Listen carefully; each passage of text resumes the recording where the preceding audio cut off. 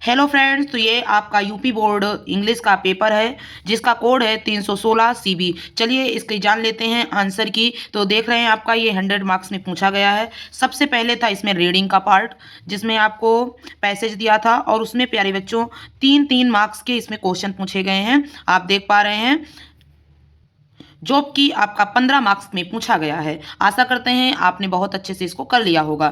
फिर आते हैं अपने, इसमें हमें सेक्शन ए में कोई भी जरूरत नहीं है जिसका हम आपको आंसर बताएं, क्योंकि ये आपके इंग्लिश रीडर का पार्ट था जो कि आपने सेंट्रल आइडिया वगैरह लॉन्ग क्वेश्चन शॉर्ट आंसर अच्छे से कर लिया होगा। और इसके बाद प्यारे बच्चों अब चलते हैं सेक्शन बी में, जिसमें से आपको कोई भी टॉपिक में किसी एक में प्यारे बच्चों आपको लिखना था ए से। इसके बाद आप देखेंगे दूसरे में आपको लिखना था लेटर, जो कि आपका 10 मार्क्स का पूछा गया है। इसके बाद अगर आप आगे बढ़ेंगे तो सेक्शन सी, जो कि हमारा मोस्ट इंपॉर्टेंट है। तो चलिए यही है जिसकी हम आंसर की जानने के लिए इस वीडियो पे आए हुए हैं। तो इसमें प्यारे बच्चों ग्रामर के पार्ट में सबसे पहले पूछा गया था कि फ्रैंक का वेट सिनोनिम्स क्या होगा। तो आशा करते हैं आपने इसको कर लिया होगा और इसका एग्जैक्ट आंसर क्या है वो आपको मैं बताती हूँ। तो इसमें सेंटेंस हो जाएगा प्यारे बच्चों, जो कि आपका क्या है, चौथे वाला है। ये आंसर आपका बिल्कुल एग्जैक्ट है। इसके बाद चलते हैं तो इसमें आपका क्या है, पेयर ऑफ एंटोनिम्स बताना था। तो आप देखिए वर्ष का बेटर होता है, तो ये आपको कई बार कराया गया है। और आपके इसमें आपका जो तीसरा पार्ट है बेटा बच्चों, इसमें पूछा गया है कि अबोन्स ऑफ कॉन्टिनेंस का मीन्स क्या होगा। तो इसमें आपने, आशा करते हैं कि इसको भी आपने सॉल्व कर लिया होगा।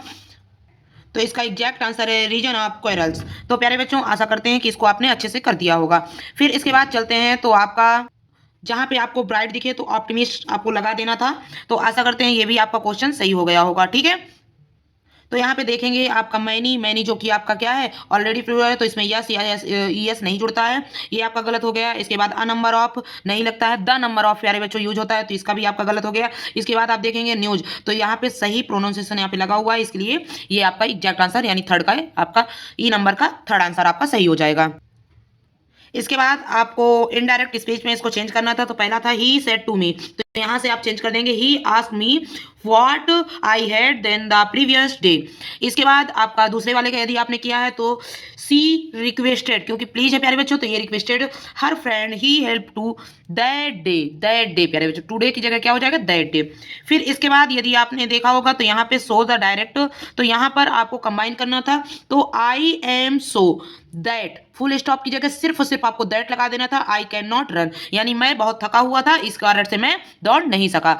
फिर इसके बाद आप चलते हैं, इसके बाद आपको दूसरा कह रहा है कि this question is very difficult, तो आपको क्या करना था, वेरी की जगह क्या लगा देना था, टू, वेरी की जगह कट करके क्या लगा देना, टू। तो this question is too difficult. फिर इसके बाद आप क्या कर लेंगे, for me not solve, for me not solve, ये आपको सिंपल सेंटेंस में चेंज करना था।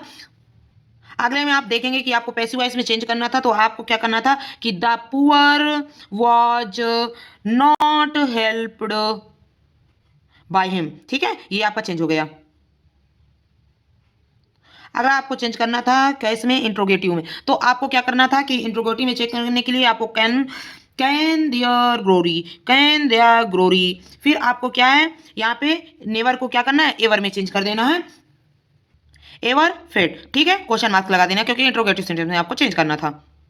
तो इसमें आपको कई बार आपको बताया गया होगा करेक्ट आपको क्वेश्चन करना था। तो rich man should help the poor, तो आपको ये रिच क्या है, एग्जेक्टिव है, तो एग्जेक्टिव हमेशा द, तो the rich man should help the poor, ठीक है, ये आपको करना था।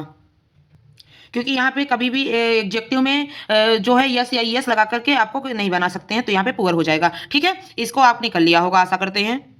तो यहाँ पे आपको आई प्रिपेयर अ पेन, तो यहाँ पे देन नहीं लगेगा, क्या लगेगा, टू अ पेंसिल। अगर आपको ये एग्जैक्ट आंसर नहीं लग रहे हो तो प्यारे बच्चों आप दूसरे चैनल पे जाकर के भी आप चेक कर सकते हैं, आपको एग्जैक्ट आंसर बिल्कुल बताया जा सकता है, जो कि आपने किया होगा। आशा करते हैं आपके सारे आंसर सही होंगे।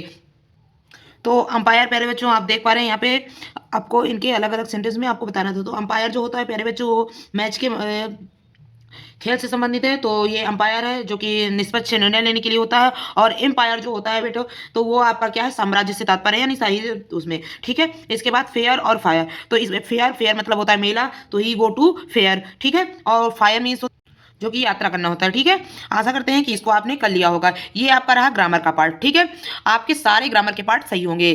फिर इसके बाद आपको इंग्लिश टू हिंदी ट्रांसलेट करना था, तो आप आशा करते हैं कि कर लिए होंगे कि मुंशी प्रेमचंद एक महान साहित्यकार हुए और उनका जन्म एक छोटे से गांव में एक साधारण परिवार में हुआ था।